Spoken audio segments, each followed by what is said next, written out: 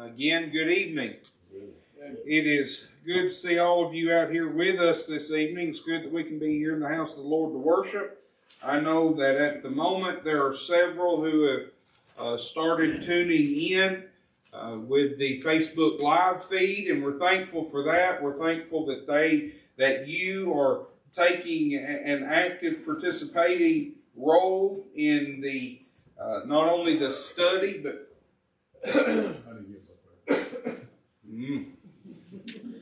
not only the study, but the establishment of the elders within the congregation, and we're thankful for that. You know, it's like what we talked about this morning. Having the right elders is a necessary thing, and these elders have to be qualified, and they have to meet the qualifications. But you also need a congregation that is willing to work with the elders. Just because you have qualified elders or men that fit this qualification, if the congregation's not going to listen to them, then you're butting heads. You're not getting anywhere. And I appreciate so much all of your attentiveness, all of your note-taking, all of you wanting to get the handouts and the outlines and things like that. I did get asked today, and I thought it was very interesting. This could really only come from a preacher's wife. Barbara Burks was here, and Miss Barbara asked me today, she said, how many more notes do you have that's not in the outline? And all I did was hold up my book, and I said, this was empty 2 weeks ago. And she kind of laughed. She said, yeah, Dawn was like that a lot, you know, and things like that. So just for kicks and giggles, if anybody wants a copy of my notes, you're more than welcome to them, but you got to cipher through my chicken scratch in order to read them. I am not an English scholar by no means. I am not the winner of the spelling bee. This would probably be more suited to equations than it would be an actual outline. But you know, again, I'm putting them out there. I don't try and take credit for any of this. This is what God has said. This is what God has written down. I'm just trying to convey this in a manner to where the plain, simple country boy can understand it. And if I can put it to where I can understand it, I hope you can too. Before we get into our lesson, I do want to pass along, because I just pulled up the feed and wanted to see if anybody was logging in and things like that. The Woodleys are logged in tonight. They said that they stayed in because Jackson is running 103 temperature. So he's not feeling well at all. Erica is feeling some better, but she's at the point in this sickness part that she just wants to sleep and sleep it off. And that's where she's at. Stetson stayed home with her, and they were both passed out whenever I left. So that's where we're at. Just try and keep yourself safe. Keep yourself away from the sickness as much as possible. And I don't mean that as in like what we went through 2 years ago. I'm saying keep yourself safe, keep yourself healthy if at all possible. And if you do get it, we'll pray for you. You know, and if you need anything, let us know. We'll ding-dong ditch it to your house. So keep that in mind as well. This morning, again, we're on the study of our eldership. And again, I want to reiterate, I appreciate so much you taking that active role. I know that many of you aren't just listening, that you're paying attention. You're taking notes, you're turning your Bibles, you're looking, you're trying to take that active part. And that's really encouraging to how much information and how much time and effort gets spent on this. This morning when we talked about Qualifications Part 1, we looked at the first 7 that really have to deal with the eldership. We talked about how the man must be blameless, not one who is perfect, but one that you really just can't say something to say, well, this is his problem. This man is blameless. The husband of one wife, of course, we went into all of that and all of the different scenarios with that. One who is temperate, who is vigilant, who is not quick-tempered. One who is sober-minded, thinking clearly. One who has good behavior, one who is self-controlled. We need men who are hospitable, as Brother Glenn Cawley talked about. We need that kitchen table type eldership. We need someone who is willing to come to your house and invite you into his. Someone who isn't just going to catch you at the end of service and say, hey, I need to see you a minute, but rather someone who takes an active role in trying to shepherd the congregation, who has an interest in what's best for the members of the congregation. We need someone, the last one that we talked about, someone who is apt or able to teach. And that goes farther than just sitting there saying, well, yeah, he can teach. No, have you seen him do it? Has he demonstrated it? Can he do this? Can he teach a class? Can he preach a sermon? Can he lead someone to Christ? It's interesting. Erica and I were talking about this this afternoon, and she, of course, she tuned in this morning, but she said, I've grown up in a different church, not of a different faith, but a different church, different congregation. I'm not going to name the name. If you know Erica, you know where she grew up. But she said, that was one thing that really hit me different whenever you were explaining it. She said, I don't know if I have ever seen an actual elder teach a class. I said, that's wrong. I said, an elder should be able to teach, and he should be able to demonstrate that he should be able to teach. Not just saying, oh yeah, he can do it, but he should prove to you that he can do it. So, I appreciate comments. I appreciate your getting into this with me, and I do think that here we have men who are qualified and who are able to do these type of things.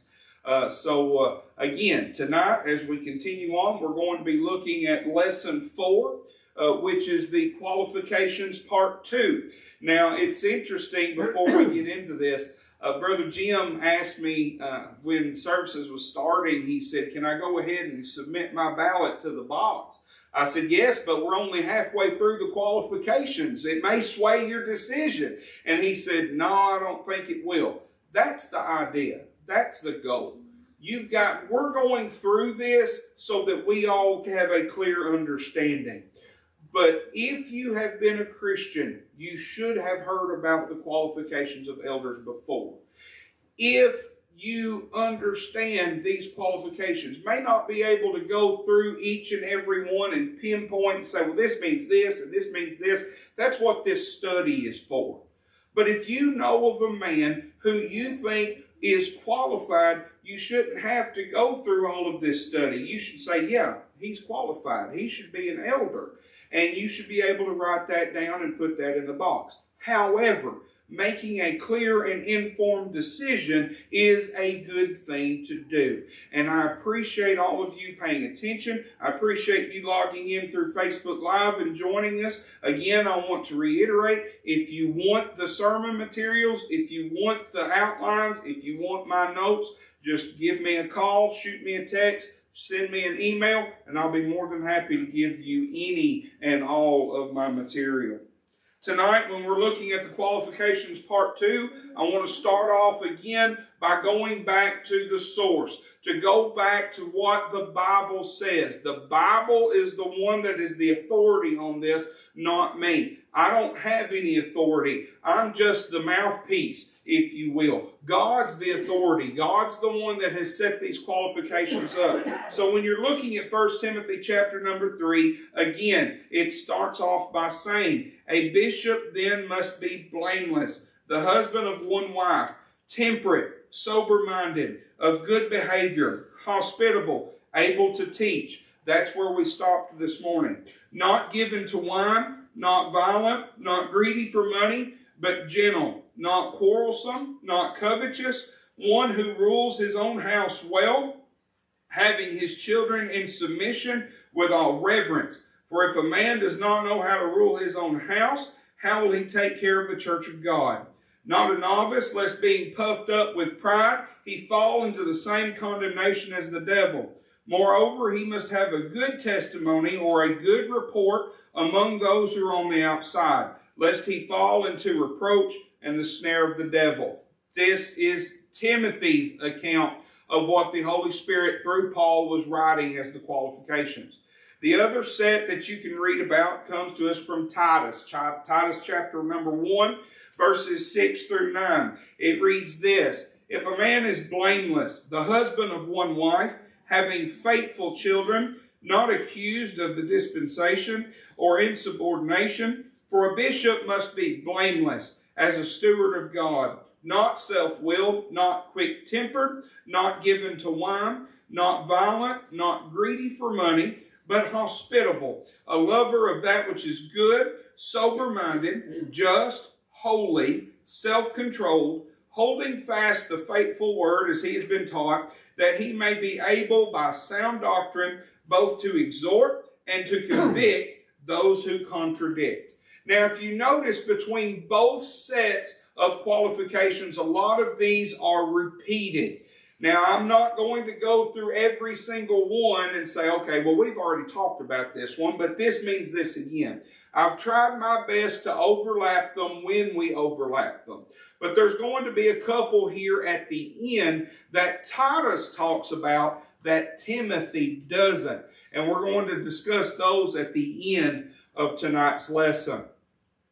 So, when you think about this, let's start off with where we stopped. Not given to wine. Now, we made a reference this morning about how the Bible talks about sober-minded, and yet the King James Version says sober. But why would it say it twice? Why would it be redundant? Why would he copy himself over and over again? It's because these are two different thoughts. When you're talking about in the King James Version how it says that he is sober, it references sober-minded, clear thinking, not having anything obscuring or clouding his vision or his judgment. Now you get the flip side of this coin, not given to wine. In the ESV, this is translated as not a drunkard. It goes that extra step to say that he is not a drunkard, okay? Now, there needs to be some clarification made. This does not refer to grape juice or anything from the vine. Some people will say that this refers to something as like a Nazirite vow. To say, oh, well, you can't have any part of the grape or anything from the vine, or you can't have any part of this. No. Grape juice is fine, okay?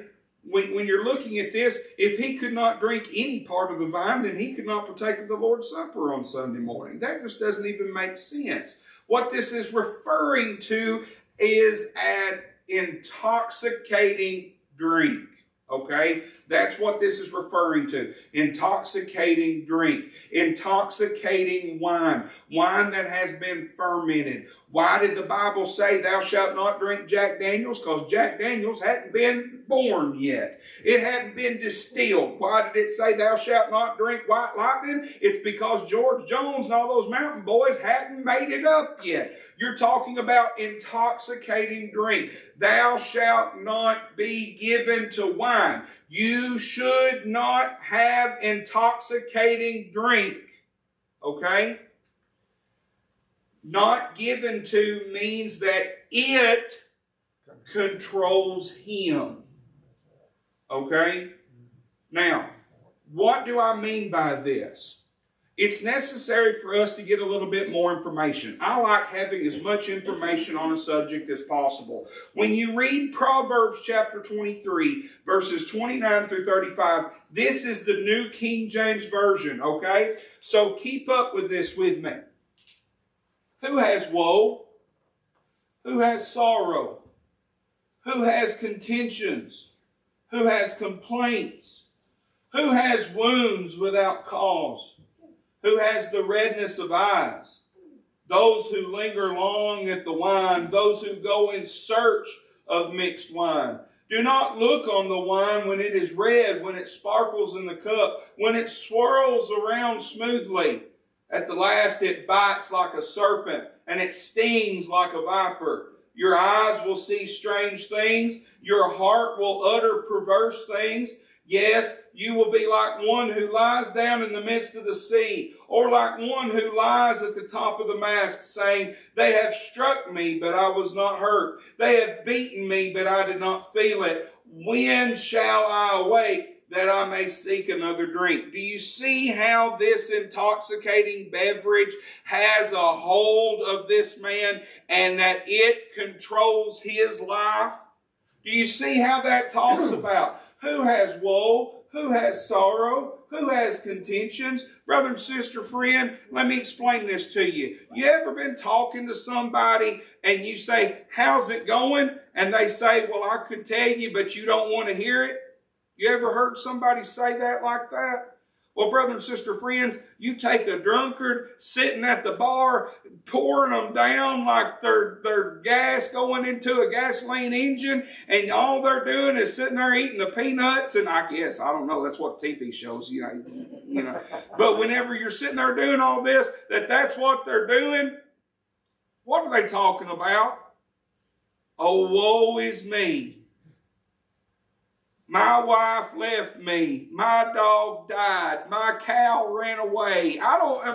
You can look at all these different things, but these people are going to feel like they are the lowest person in the world. And God says that all of this, it's because of the ones who go in search of the wine. Now, I love this. I love the Bible. I do. I love the Bible, okay?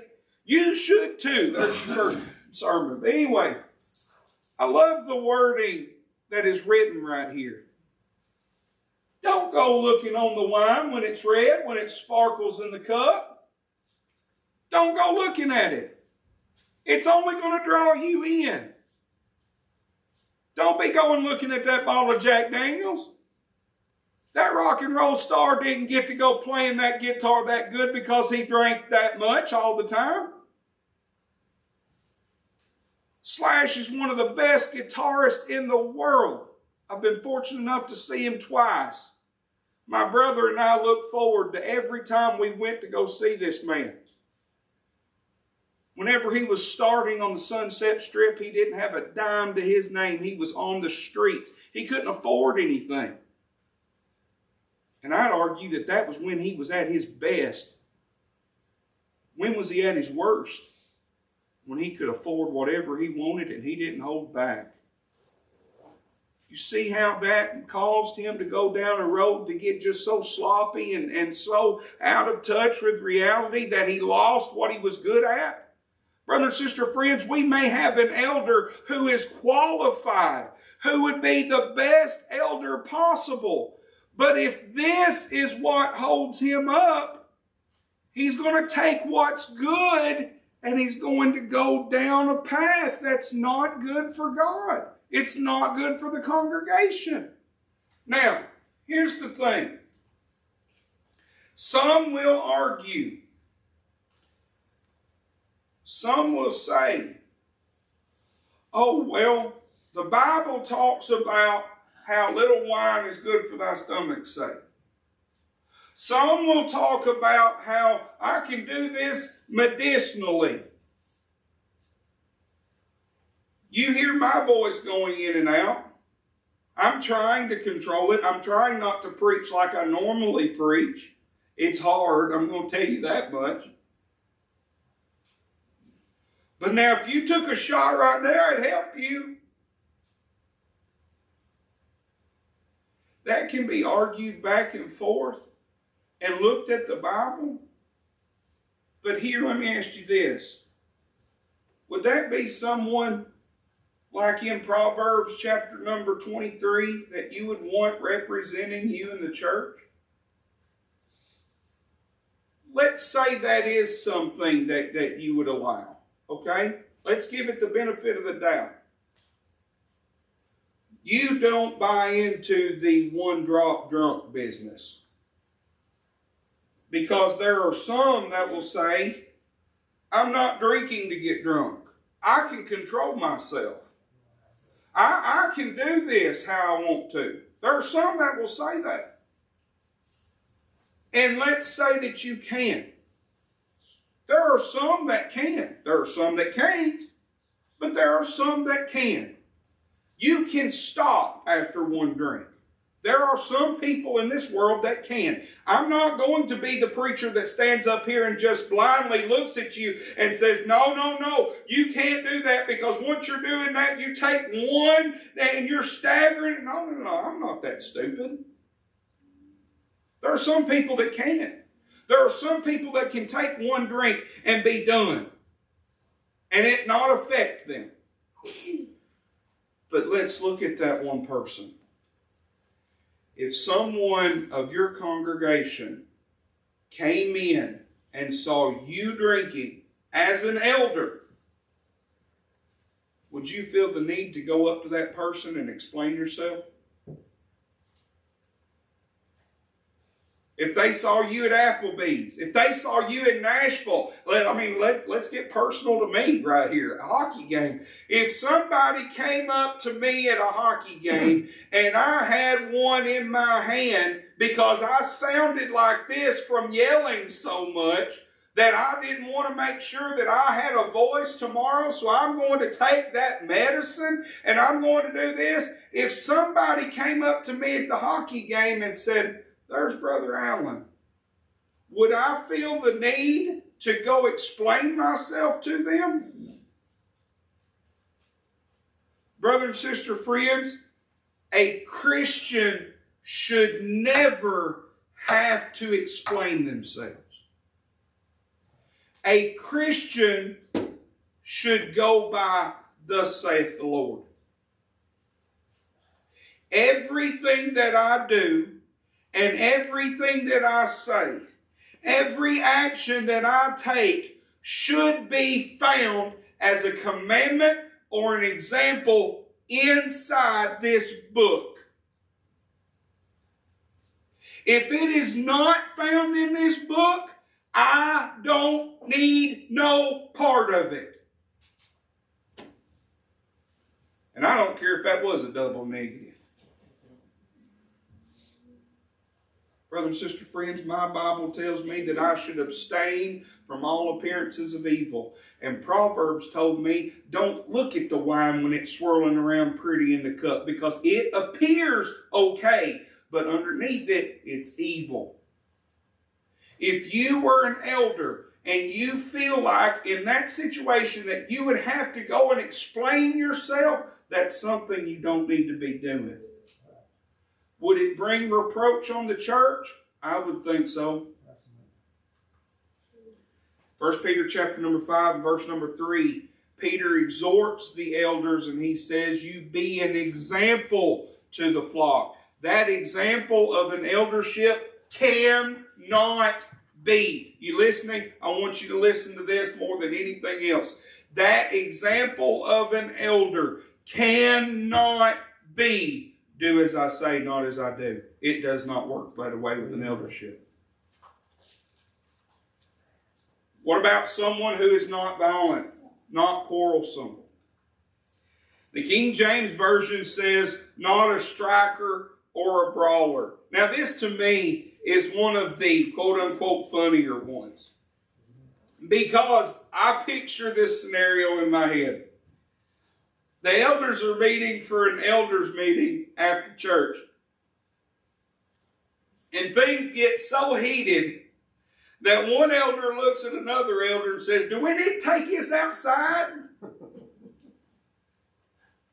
Is that what you want as an elder? That ain't what you want. This is not someone. You do not need someone who flies off the handle. Someone who gets angry very easily. Larry Acuff says he'd preach at the drop of a hat and he'd drop the hat, right? Well, if at the drop of that hat somebody gets angry, if you have been told multiple times and asked, why are you so angry? And you look at them and say, I wasn't angry till you asked me while I was angry, but since now you ask, I'm going to give you a reason. I've said that. That's the reason that I'm the minister and not an elder. There's multiple reasons why, but that's the big one in bright neon for me right there. See, brother and sister friends, we can't have somebody that's just going to quarrel all the time, going to fight. And yes, I mean fighting fisticuffs, whittling branches and pocket knives, or however Andy and Barney want to say it. But now, brother and sister friends, you don't need an elder in your eldership that all he's going to want to do is fight with people. You don't want that. If something negative happens around him, how do you think it would affect him? Let's say something happens as soon as you get to church. Somebody comes through the door and they ask you a question that might not be that bright. Somebody hits you with a scenario of something that you're like, I covered this last week in the sermon. It was talked about, it was taught last week. If you'd have been here, you wouldn't have, you might have known this. No. You can't have somebody that just gets angry at the least little thing. They've got to have that cool head about them. Is he quick-tempered? Could you look at this man and say, boy, he's a ticking time bomb? Could you look at this man and say, man, he's got a short fuse? Is that somebody that you would want as an elder? What would happen if you get into an elders meeting and things don't go his way? See, brother and sister friends, let me explain this to you. An eldership has to be united. An eldership has to be united.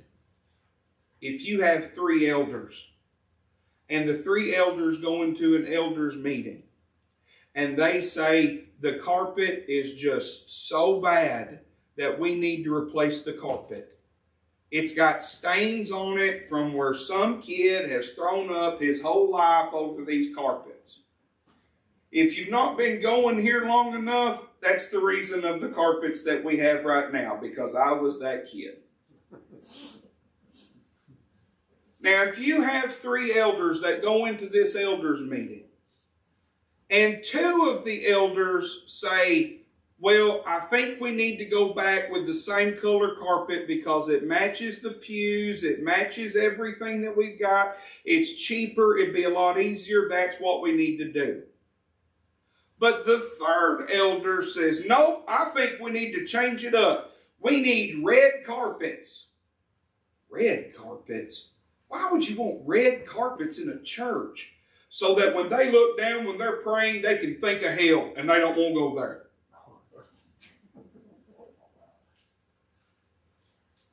Now, I know this is all hypothetical, but stick with me. The other 2 elders try and talk some sense into this guy, but he's not having it. Well, we're going to put it to a vote. All in favor of having brown carpets? The 2 elders raise their hand. All in favor of having the red carpets? One guy shoots his hand up. Okay, that's what we're going to do. We're going to go with the brown carpets.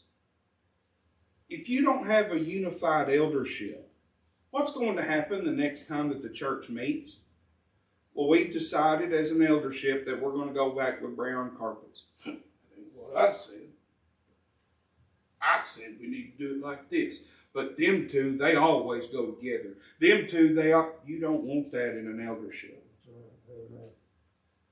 You need someone who is not going to quarrel within themselves. You don't want somebody who is going to quarrel within the congregation. You need a smooth, level-headed, unified eldership. You want an eldership that works together. That's why it says elders, plural. You don't want one man running the show, but you also don't want one man giving grief to the other ones. Or that the other elders are afraid to say anything around him. You don't want to tiptoe around one of your elders. Oh, well now, I feel comfortable around all of my elders, but now that one, I just don't like going around him. You remember what I said this morning? You should never feel intimidated to go talk to an elder. This is why. Brother and sister friends, we don't need an elder that's quarrelsome. We don't need an elder that's violent. Not greedy. Now, again, this is one of the ones that some will say that this qualification is not relevant. It's irrelevant. There's no reason why you should put this in there. Because if we have men that we know that are good Christian, sound men, then they're not going to be greedy.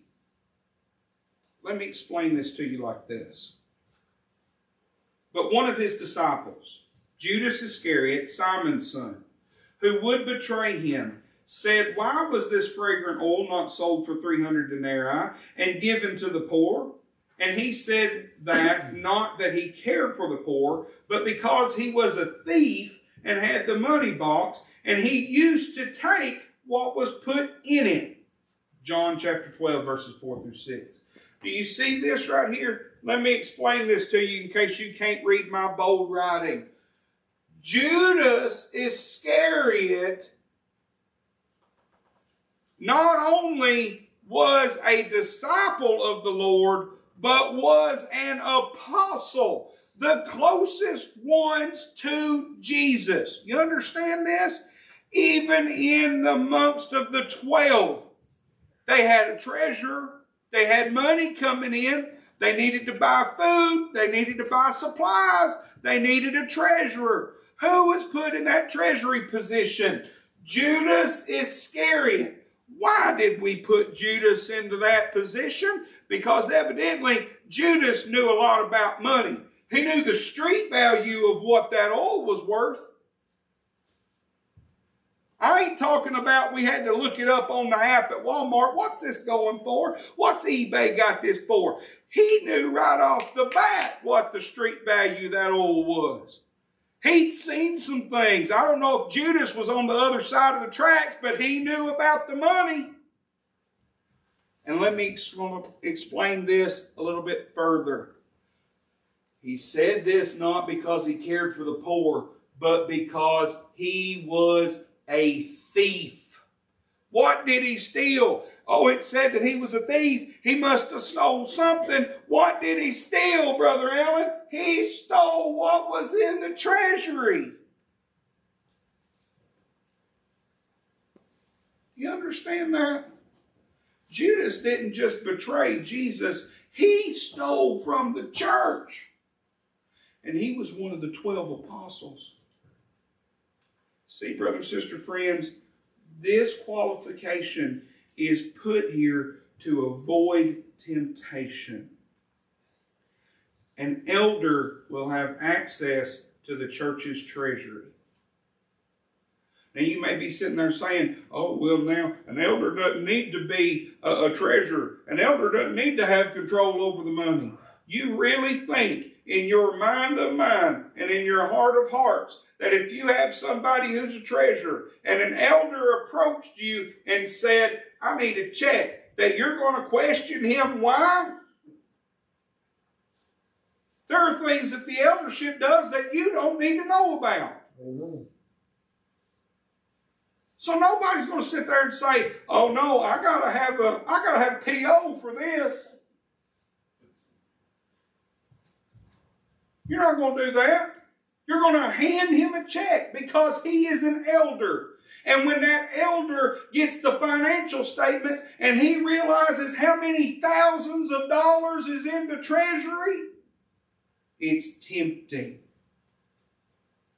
And somebody that has a problem with money, it's especially tempting. Think about this. When you're looking at this man and you're thinking about who he is and what he does and his conversation, his day-to-day walk, does he only talk about money? Is that all that he talks about? I never thought in my world that I would ever quote Coolio in a sermon, but I did it. Don't worry about it, Uncle Jack. Does this man, is all he has on his mind is his money, and all that he got on his money is his mind? Is that all this man thinks about? Well, what's it cost? How much does it cost? How much does we have in the treasury? We're not meeting our budget. We've got this, and we're not doing this, and we can't build this building because it's got this, or we can't get new songbooks because that's going to do this, and we got to do that. And it's everything that he does is revolved around money. Is that all that man thinks about?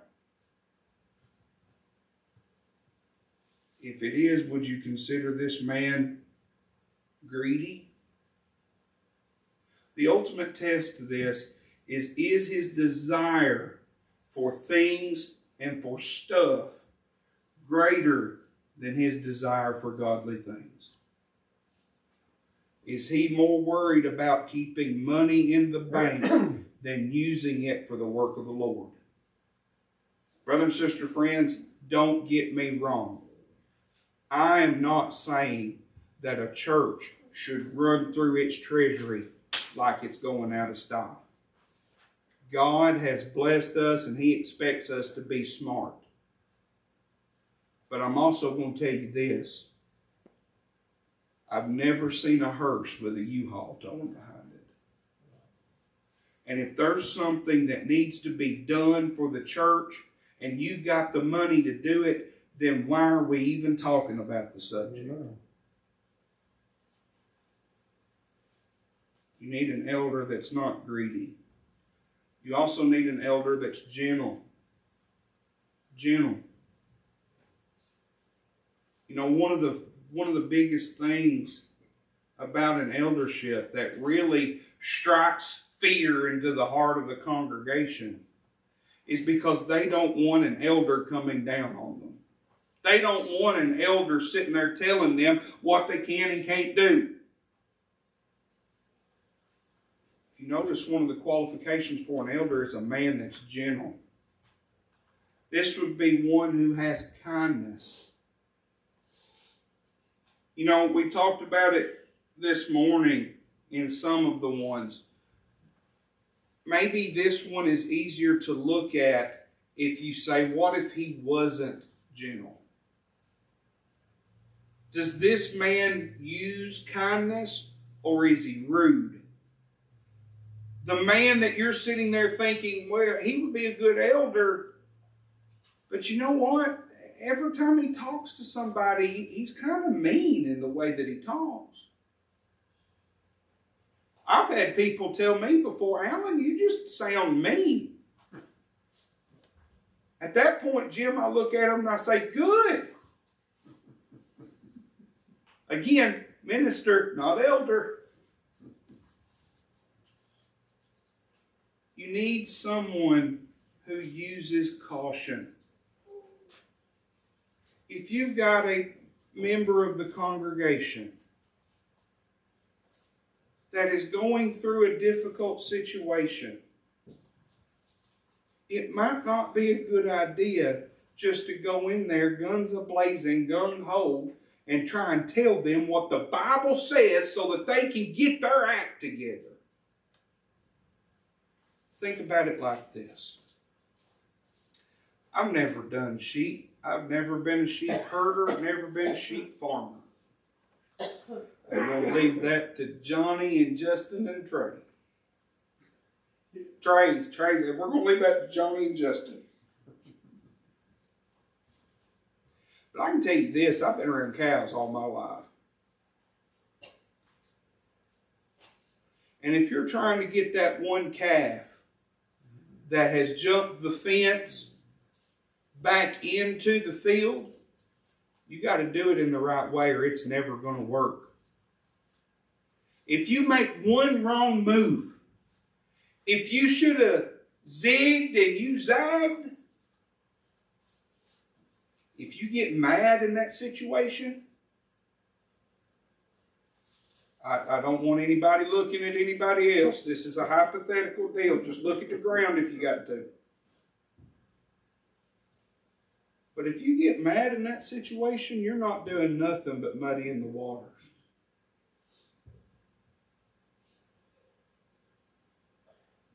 Brother and sister friend, if you've got a sheep in your flock that has gone astray, and you're trying to get them back through the fence, if all you're doing is getting mad, if all you're doing is zigging when you should have zagged, if all you're doing is trying to come hard on them and taking that stick and beating them into submission, you're not doing what you should be doing as an elder. Because when you think about the 99 that are safely there, but the one that had gone astray, when the man found it, he didn't take his rod and beat it all the way home. Remember what happened in that story? He put it on his shoulders and he carried it all the way home. How do you think that this elder would treat the congregation? Do you think that he'd do it with love? See, brother and sister friends, I as a parent I don't know if it'll work or not, but I can beat my kids into doing what I tell them to do. But I would rather them do what I tell them to do because they love me. I tell you to do this, I expect it to be done.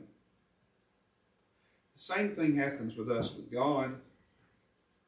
As a Christian, as a young Christian, you may have obeyed the gospel out of fear. I don't want to go to hell. But as you grow, as you mature in the faith, you do these things for God because you want to please God. You love God. Brothers and sister friends, we don't need an elder that's going to try and beat a congregation into submission. We need an elder that's going to be gentle and kind and teach with love to bring the lost sheep home. Now here's a good one. One who rules his own household well. I know I said the beating before I got to this one. The Bible even specifically says having his children in submission. Now next Sunday morning, we're going to dive into the realm of the wife of the elder and the children of the elder. But this, as a qualification, needs to be talked about. It also says that he must have believing or faithful children. Now, excuse me. Like the marriage requirement, this is one that a lot of people get hung up on. Does children mean that the elder must have more than one? Let me explain it to you like this. If I were to ask anyone that has children to stand up, would Mac stand up? Mac should. But Mac only has Bo. Mac is a father to Bo. Mac, in that sense, has children. Would that apply? Yes. Mac has a child. Anyone with children stand up. Mac would stand up. The same applies here. Does an elder have children? If he has one child, he applies here. Now, here's the catch. Is it better to have multiple children? Yes. And here's why. We're going to use a little bit of country boy reasoning right here. Each child is different. And each child must be disciplined and rewarded in different ways. Point proven. Me and Lee. I never hushed. Lee never talked. I would tell you what I had done. Lee learned from my mistakes. I would feel guilty. Lee would show no remorse. There's a funny story with this, and I'll tell it quickly. We were at Pocahontas, right down the road right here. We were getting ready to go to a gospel meeting. And we were talking about different things that had happened in my life and in Lee's life, and Mom was standing right there. And we were all joking around, and somebody said something, and I said, "No, sir." And I looked right at Lee, and I pointed my finger at him. I said, "You tell the truth. You're in the church parking lot. You tell the truth right now." Mom interjected, and she said, "Lee didn't do half the things that you did." I said, "Oh, yes, he did. You just didn't know about it, and I got blamed." Mom turned around and looked at Lee, and she said, "Is that true?" Lee, being Lee, kind of looked down, kicked the ground a little bit, and he said, "What's the statute of limitations on all that?" See, brother and sister friends, having multiple children is a blessing for this reason. There is no cookie cutter pattern on how to raise kids. Marshall and Stetson, even though Stetson is brand new, I can tell that they're as different as daylight and dark. Lee and I are as different as daylight and dark.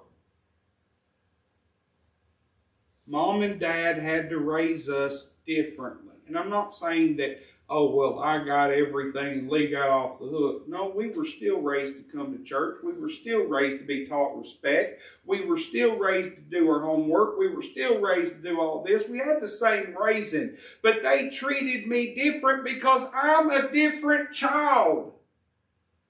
Brother and sister friends, looking at a congregation, there is no cookie cutter approach to dealing with the flock. That's the reason that it talks about children. That's the reason that there's a benefit to having more than one. It's because if you have one kid, you know how to deal with them. If you have another kid, you know how to deal with them. If you have one erring Christian over here, they're going to need to be talked to different than this erring Christian over here.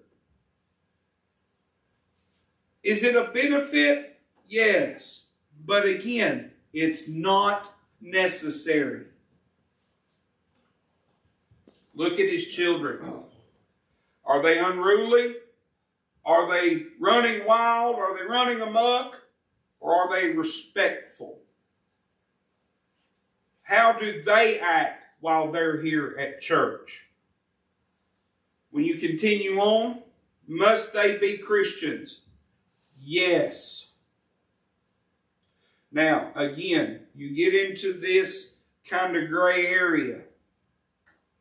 And it gets into one of those hypothetical situations. If a man has 3 kids and 2 of them's a Christian and 1 of them's not, what do you think? Can he be an elder? Talk to the man. Because I know people that have been put in that situation and they answer that question for themselves. No, I don't think that I'm qualified. I don't have all my believing children. Does he need to have believing children? Yes. Why? Because if he can't lead those closest to him to Christ, it'll be hard to do so with the church. Let me explain it like this. Some denominations teach in the belief of the 144,000. What do I mean by that? They look at the signs in Revelation and in the writings of Revelation, and they believe that there's only 144,000 that's going to enter into heaven. I got into a discussion with a Mormon man over this topic.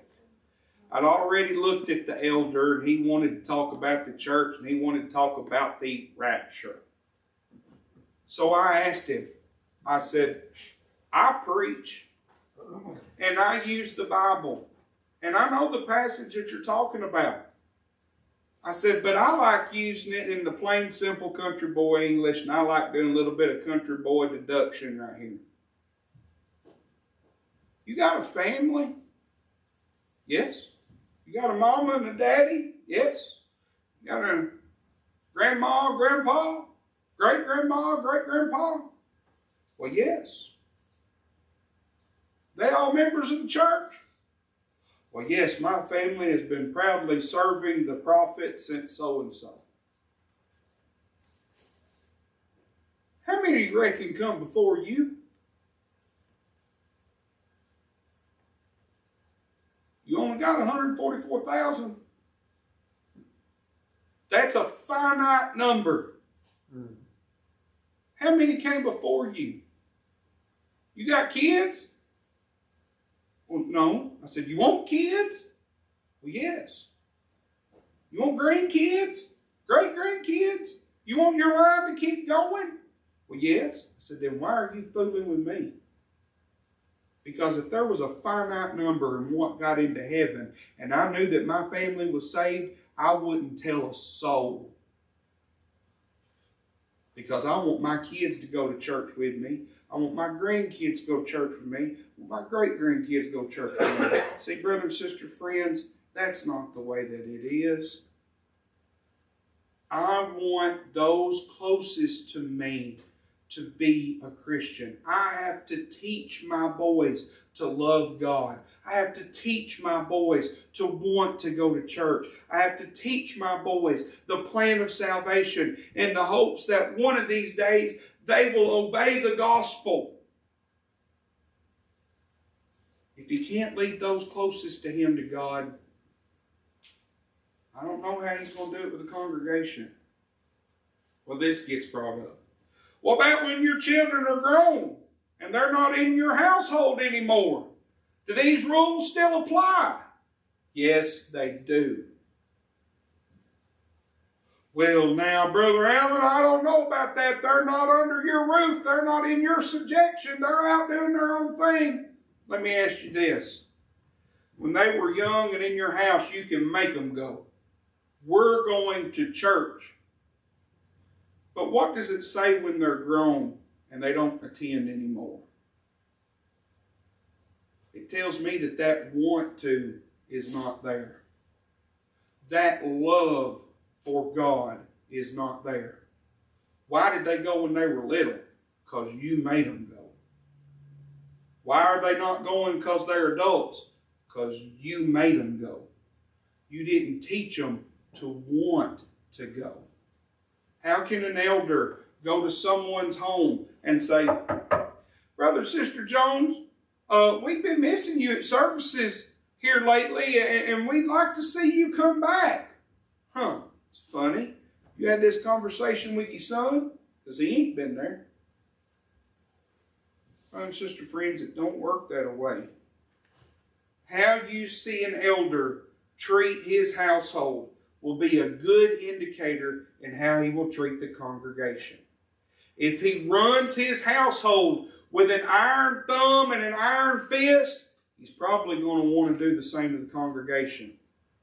If he teaches his household, if he rules his household with love and consideration, he's probably going to do the same to the congregation.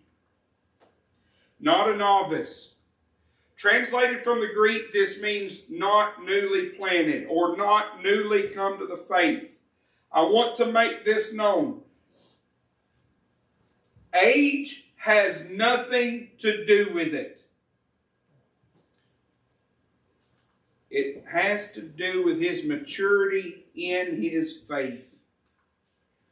Look at the warning given. Why does he not need to be a novice? Lest he be tempted with pride, he falls into the condemnation of the devil.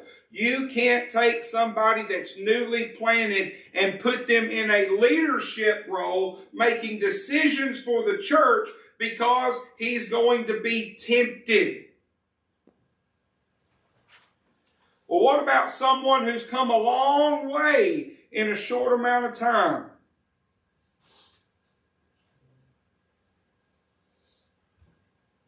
It doesn't show and it doesn't follow the pattern that God gives us in Scripture.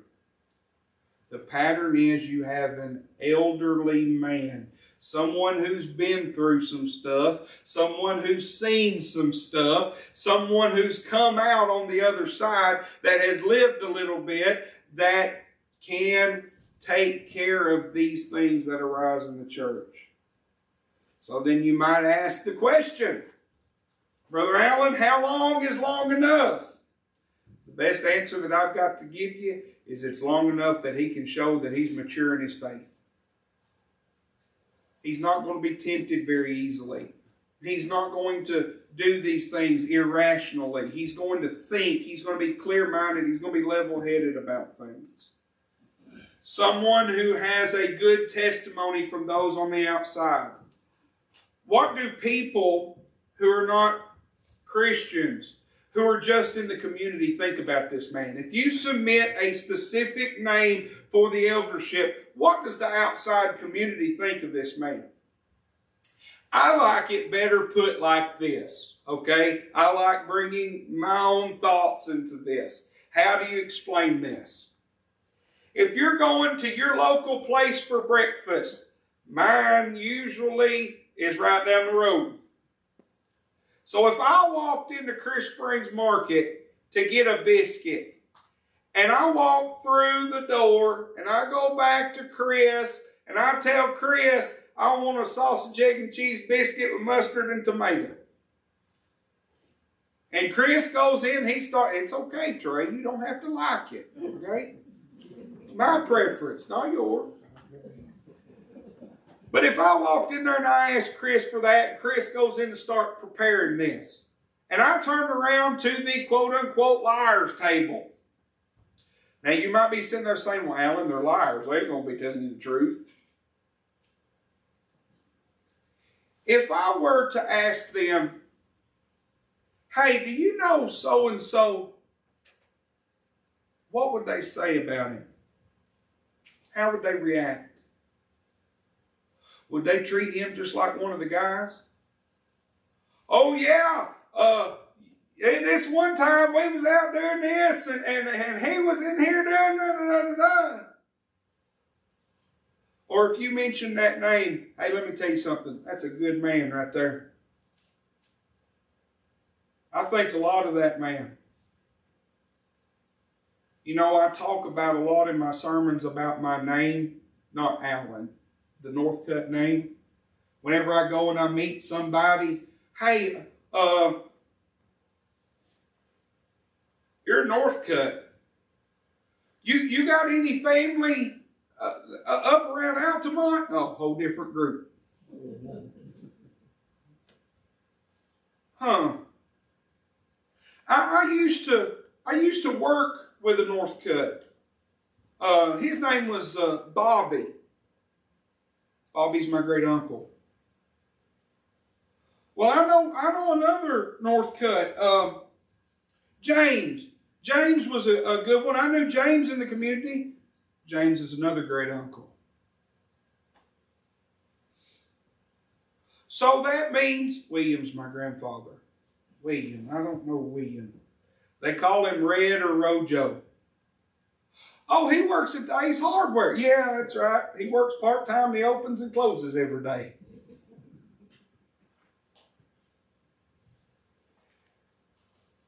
Those three men are respected in the community. And my name is tied to theirs. But let me take it a step further. Out of those three men, you got 2 elders and a deacon.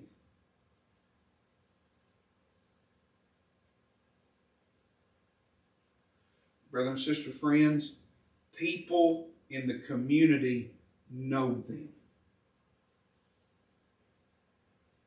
Whoever you establish as an elder needs to have a presence like that in the community. If he coaches a ball team, could the non-Christian parents tell that this man's a godly Christian man? Or whenever something don't go his way, does he kick and fuss and yell and scream and sit there and say, you need to get down on the ball?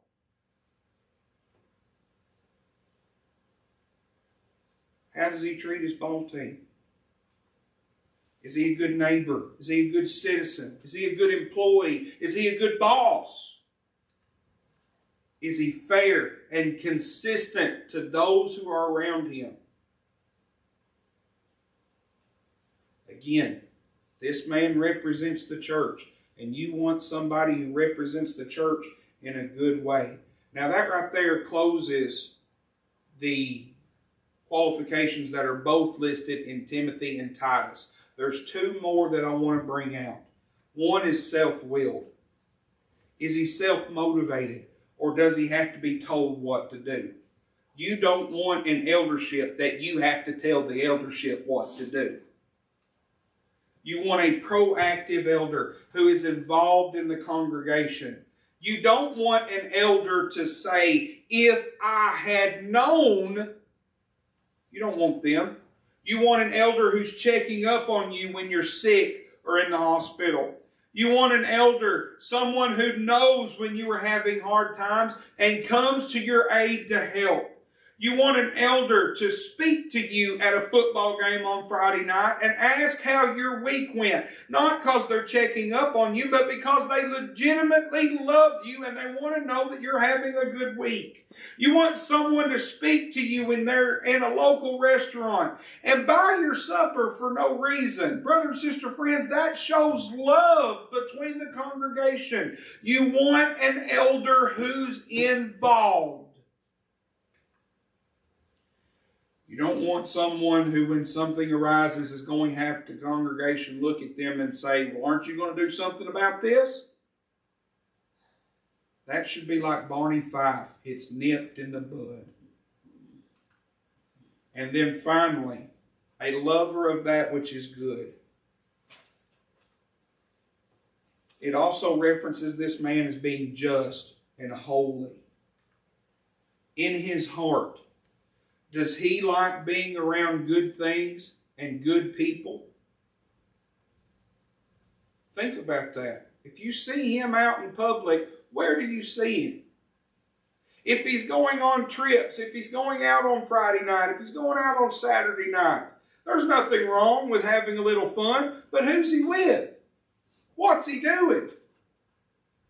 Do you see him choosing to go to a football game or a hockey game or a race or something else over going to a gospel meeting? Look, I'd love to go to a Tuesday night gospel meeting, but I'm sorry. Puck drops at 7 o'clock, and I'm a season ticket holder. I got to be there. Is this man going to be involved with the VBS, knowing that it takes up a Saturday? Is this man going to be involved in Bible Bowl, knowing that on a Sunday afternoon he's going to have to take a load of kids across the county to a different congregation just to see them struggle to answer questions again? Is this man going to be involved? Does he love that which is good? Would he rather be hunting or fishing, or would he rather attend a morning Bible study? Would he rather be working at his job or at the church working? Would I rather be making money or helping the church? I end with this. Philippians chapter 4 and verse number 8. Finally, brethren, whatsoever things are true, whatsoever things are noble, whatsoever things are just, whatsoever things are pure, whatsoever things are lovely, whatsoever things are of good report, if there be any virtue, if there be anything praiseworthy, meditate or dwell on these things.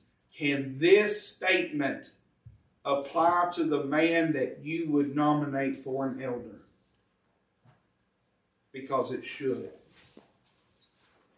That concludes the qualifications part 2.